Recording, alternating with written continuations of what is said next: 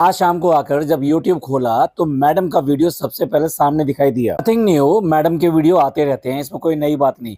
लेकिन बात जो खास थी और जो बहुत ज्यादा चौंकाने वाली थी वो ये थी कि मैडम की मम्मी हॉस्पिटलाइज्ड हैं। मैडम जो सामने दिखाई दे रही हैं, भाई एकदम से जो जिज्ञासा हुई कि क्यों करके अब ये क्या हुआ, पता नहीं क्यों ये इतना बीमारी को मैनिफेस्ट करते हैं, इतना ज्यादा बीमारियों के बारे में बात करते हैं।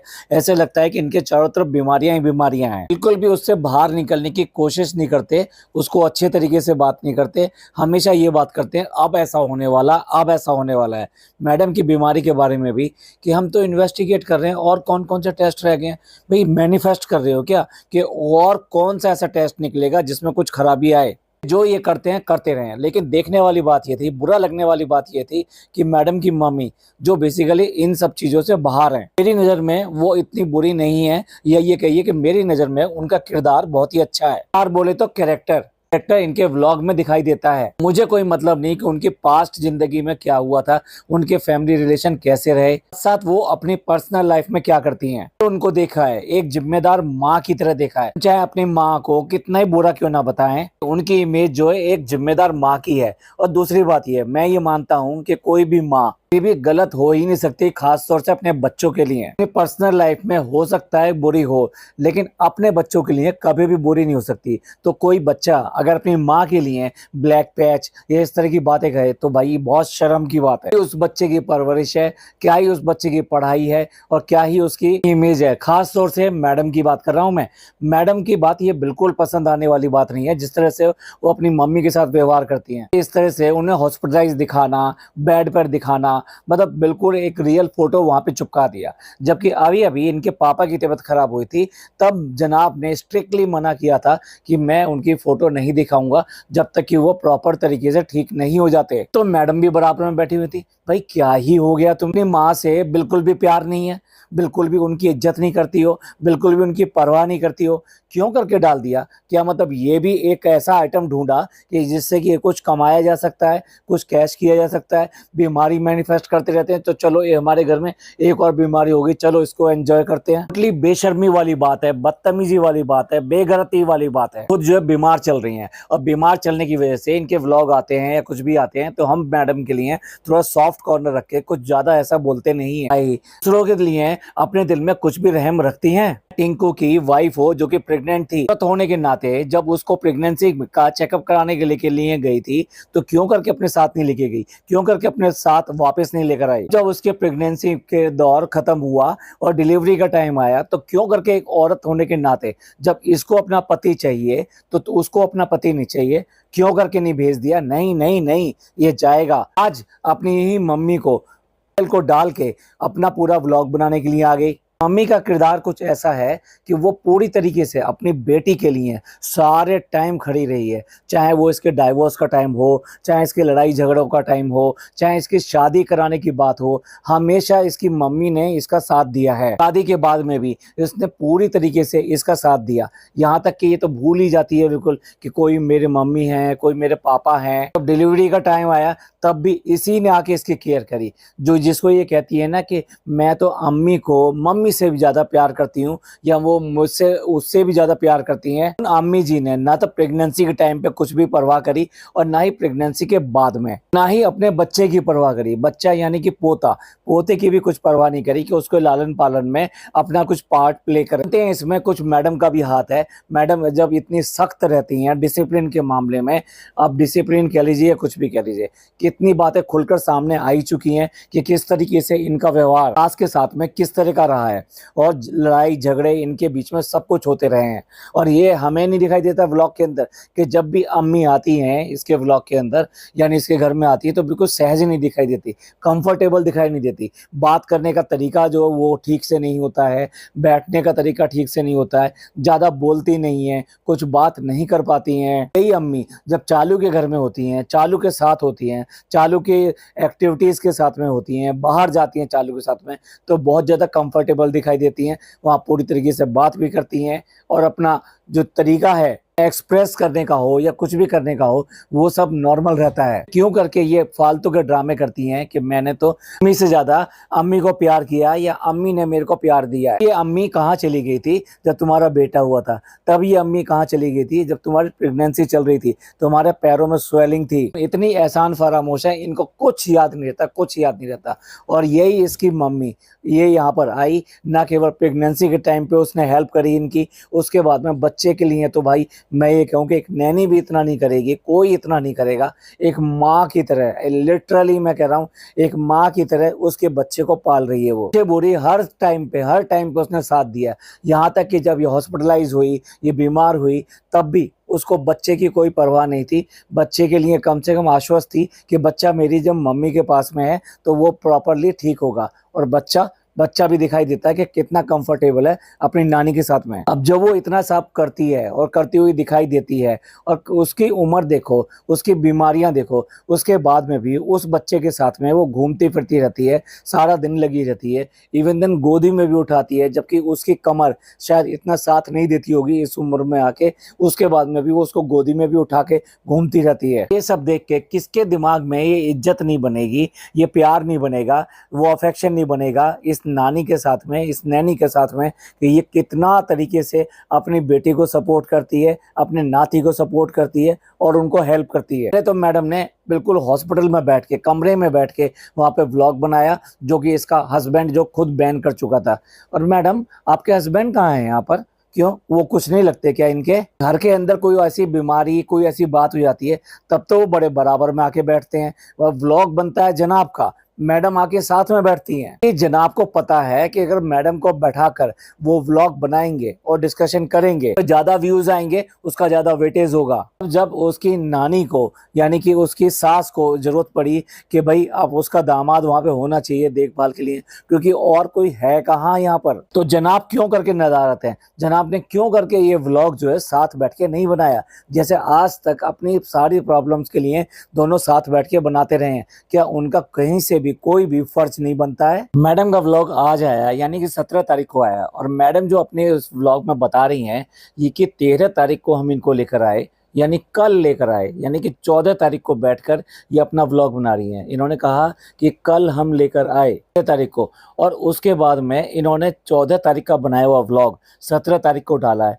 तो 14 के बाद में 15 भी आती है, 16 भी आती है, 17 भी आती है। 3 दिन का अपडेट कहाँ है? क्यों करके ये 3 दिन बाद में व्लॉग डाला गया? मैडम भी यही कहेंगी जनाब की तरह कि कुछ टाइम नहीं मिला, कुछ मन नहीं करा। तुम्हारी मैनिफेस्ट की हुई चीज तुम्हारे को मिल गई तो तुम्हें तो भाग कर आ जाना चाहिए था, जैसे कि जनाब फटाफट डालने के लिए आ जाते हैं। व्लॉग को 3 दिन बाद में क्यों करके पोस्ट किया गया? बताया कि उनकी मदर को स्टमक में पेन हुआ था और उसके बाद में उन्होंने जाके डॉक्टर को दिखाया, कुछ मेडिसिन दी गई, लेकिन उसके बाद में भी उनका वो पेन ठीक नहीं हुआ। पेन वो गए और जाकर वहाँ पर उनका चेकअप कराया गया, प्लस उसके साथ में कुछ और मेडिसिन दी गई, यानी कि मेडिसिन दूसरी चेंज की गई।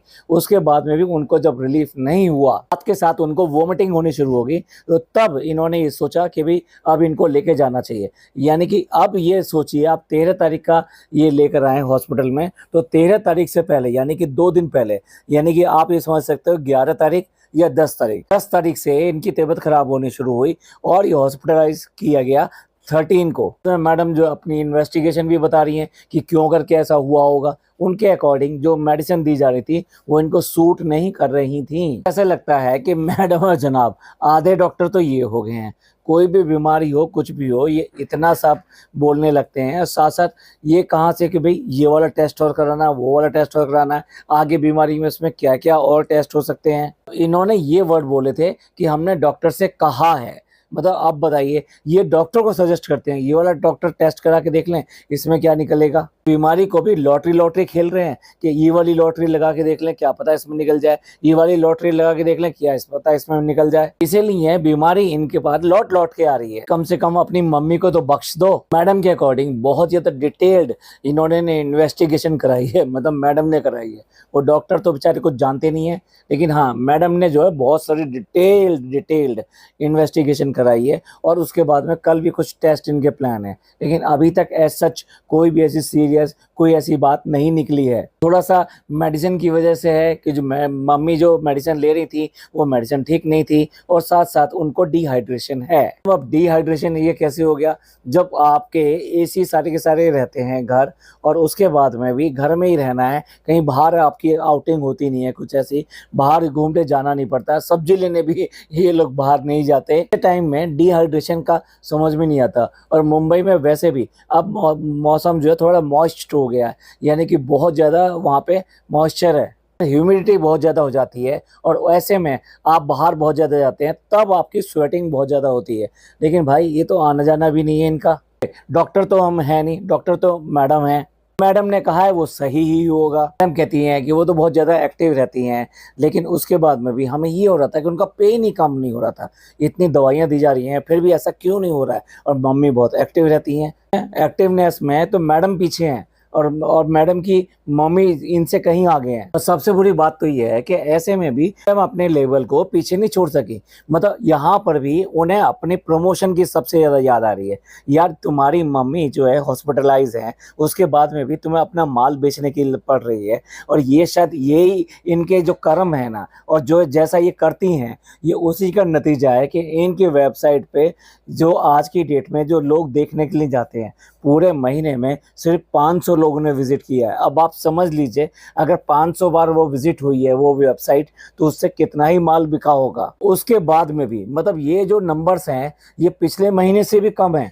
मतलब जो पहले देख रहे थे लोग बाग ये उससे भी कम है। अब आप सोच लीजिए कि किस तरह का इनके वेबसाइट का चल रहा है और उसके बाद में भी ये इस बात के पीछे पड़े हुए हैं। और व्लॉग है, मम्मी के लिए व्लॉग बनाया, थंबनेल पे भी वही डाला है, सब कुछ डाला है। उसके बाद में भी अपनी मम्मी के बारे में सोचो यार, उनके बारे में बात करो जो कुछ करनी है। अगर आप इन्फॉर्मेशन देने आए तो इन्फॉर्मेशन दो और व्लॉग को ख़त्म करो। नहीं, यहाँ पे आके लेबल की बात करनी है, लेबल पे एक नया एडिशन कर दिया है, साड़ियाँ आ गई हैं, अब उसके बारे में भी अब बताना है। एक बार जरूर जरूर जरूर जाके देखिए, ना जरूर जरूर जरूर कहते हैं ना, उतने लोग नहीं नहीं नहीं कहते हैं। और ऑफर चल रहा है, कौन सा ऑफर चल रहा है जाकर देखिए, ऐसा ऑफर है वैसा ऑफर है। हम वहीं जाके ना 2-4 पीस ले जाती, हॉस्पिटल में ही ले जाती और वहीं जाके दिखा देती। साथ साथ नाम की चीज़ तो है ही नहीं, कहीं पे भी कुछ भी बात करने लगो, बीमारी का व्लॉग बना रहे हो, उसके बाद में भी फिर यही सब चल रहा है। कम से कम इस टाइम पर तो चूक जाती कि नहीं, इस टाइम पे नहीं है। जब अपनी बीमारी चल रही थी तब भी यही चल रहा था, बीमारी के बारे में अपडेट देने आया है, लेकिन नहीं, लेवल के बारे में जरूर बात करेंगे। नया कलेक्शन आया नहीं आया ये इनका एक फेवरेट टॉपिक रहता है जब भी व्लॉग बनाते हैं। और लोग पूछ रहे हैं कि नया अब कुछ कलेक्शन आ रहा है नहीं आ रहा है, तो फिर मैडम जो उसकी जानकारी देती हैं, फिर मैडम बताती हैं, फिर जनाब कहेंगे कि नहीं ये आप लें या ना लें, लेकिन एक बार जरूर जाके विजिट तो करें। देखिए, लेना ना लेना एक अलग बात है, लेकिन आप एक बार जाएं जरूर। लगा दो ना वहाँ पे कोई स्कीम लगा दो कि अगर आपकी वेबसाइट पे कोई जाके देखेगा तो उसे घर पे क्या फ्री में आएगा। लगता है आपका जो जरूर जरूर जरूर है ये कहने की जरूरत ही ना पड़े, लोग बाग अपने आप ही वहाँ पहुँच जाए और उन्हें कोई ना कोई गिफ्ट मिल जाए। जब इनके इतने सारे जो कलेक्शन है, वो कपड़ों का कलेक्शन, उसके बाद में इन्होंने ऐड ऑन किया ज्वेलरी को, ऐड ऑन किया ज्वेलरी का भी सबने देख लिया किस तरह की इनकी ज्वेलरी है, कि उसकी भी पूरी तरह से लोगों ने हवा निकाल दी है कि कहाँ से उठा कर लाती हैं, कैसे उठा कर लाती हैं। मैडम और जनाब और साथ में निक्कू और साथ में बच्चा, ये सारे लोग ना अब फ्लैट लेके वहीं पे आ गए हैं, पास में ही आ गए हैं। तो आजकल हम यहीं रह रहे हैं, रात में ये रहते हैं, दिन में मैं रहती हूँ और ऐसे कुछ चल रहा है। और चलो मम्मी से मिलवा देते हैं।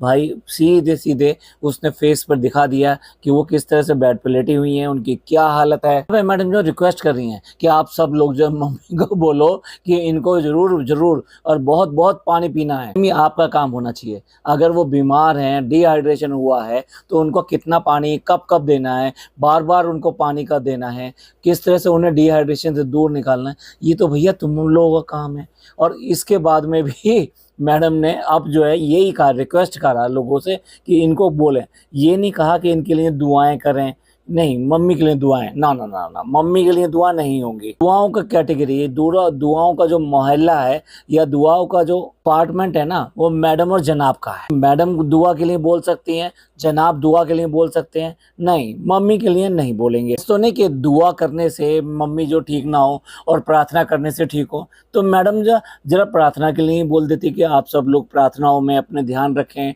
मम्मी के लिए प्रार्थना करें। जैसे ही मैडम ने फ्लास्क खोला तो मुझे लगता है कि ये व्लॉग में ही दिखाएंगी कि चलो देखो मैं मम्मी का कितना ध्यान रख रही हूँ और मैं उनको पानी पिला रही हूँ। लेकिन पता चला इस फ्लास्क में से तो निकली चाय। इतने से काम नहीं चला तो जनाब को दिखा दिया कि अब देखो जनाब जो है ना घर पे बच्चे के साथ में कैसे कर रहे हैं, और जनाब इतनी बचकानी हरकतें कर रहे हैं। मुझे एक बात समझ में नहीं आती, डाइटिंग पे ये लोग हैं, ये बच्चे को कैसे कंपेल कर सकते हैं डाइटिंग की चीज़ों के लिए कि नहीं नहीं कोई भी फ्राइड चीज़ नहीं खाना है, आपको सिर्फ वैसी चीज़ें खानी है जो कि बहुत ही कम ऑयली होती है, डोसा खाना है, इडली खानी है। बच्चों को क्यों करके इस तरह धकेल रहे हो? बच्चे को अपनी ग्रोथ के लिए सब कुछ चाहिए, आप क्यों करके उसको डाइटिंग की तरफ धकेल रहे हो?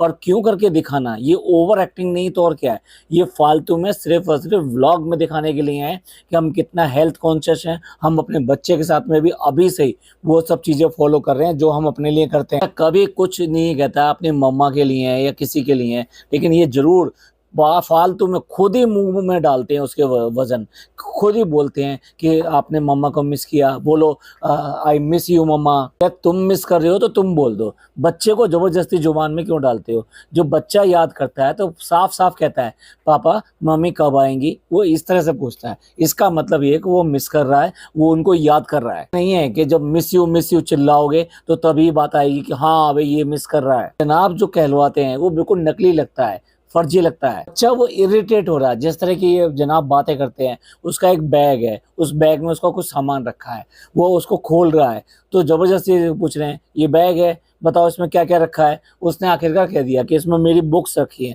उन्हें और बताओ क्या क्या रखना है। वो इरिटेट हो रहा है और आखिरकार उसने कुछ भी नहीं बताया, लेकिन उसका फेस साफ साफ दिखाई दे रहा है कि वो इनकी बातों से बहुत इरिटेट हो रहा है। जनाब जो ना अच्छे अच्छों को पका दें, इसमें कोई शक की बात नहीं है। मैडम ने ना 2 दिन और कंटिन्यू किया है व्लॉग। मेरे को लगा कि वो सिर्फ और सिर्फ अपडेट देने के लिए आई हैं और सिर्फ इस व्लॉग के अंदर मम्मी के बारे में बात करेंगी और कोई बात नहीं करेंगी भाई। लेकिन उन्होंने तो अपने बच्चे को भी दिखा दिया, अपने हस्बैंड को भी दिखा दिया, उसके बाद में साड़ियाँ भी बेच दी, ऑफर भी बता दिया, और उसके बाद में वो दिन भी आ गया कि जब मामा को डिस्चार्ज होना था, लेकिन वो डिस्चार्ज हुई नहीं है, 1 दिन के लिए और डिले हो गया है। मैडम को मिल ही गई, वो बीमारी है क्या? इन्फेक्शन है। इन्फेक्शन ठीक करने के लिए ही उनको जो 1 दिन और रोक लिया गया है। मैडम का एक व्लॉग जो बीमारियों बेचने के बारे में था, उनके कपड़े बेचने के बारे में था, इमोशन बेचने के बारे में था, लेकिन कहीं से भी प्रार्थना या फिर दुआएं इन सब के लिए नहीं था, क्योंकि ये सब चीज़ें उनके अपने पर्सनल चीज़ के लिए हैं, वो दूसरे के लिए नहीं है। मम्मी के लिए तो बिल्कुल भी नहीं है। मैं कह रहा हूँ इस बात के लिए, मैं भी करता हूँ इस बात के लिए कि आप सब लोग जरूर दुआएं कीजिएगा, प्रार्थना कीजिएगा, क्योंकि वो शख्स जो आज इस समय हॉस्पिटल में है वो काफ़ी हद तक ठीक हो चुका है, लेकिन फिर भी अगर किसी की दुआ लग जाती है और जल्दी रिकवरी हो जाती है तो एक अच्छी बात है। तो उनके लिए दुआ जरूर कीजिएगा, क्योंकि वो इंसान एक अच्छा इंसान है। पास्ट में क्या हुआ क्या नहीं हुआ उससे हमें कोई लेना देना नहीं है। यही एंड करते हैं इस व्लॉग का। आपको ये पॉडकास्ट पसंद आया हो तो प्लीज़ लाइक कीजिए, सब्सक्राइब कीजिए और शेयर कीजिए। थैंक यू, धन्यवाद, शुक्रिया।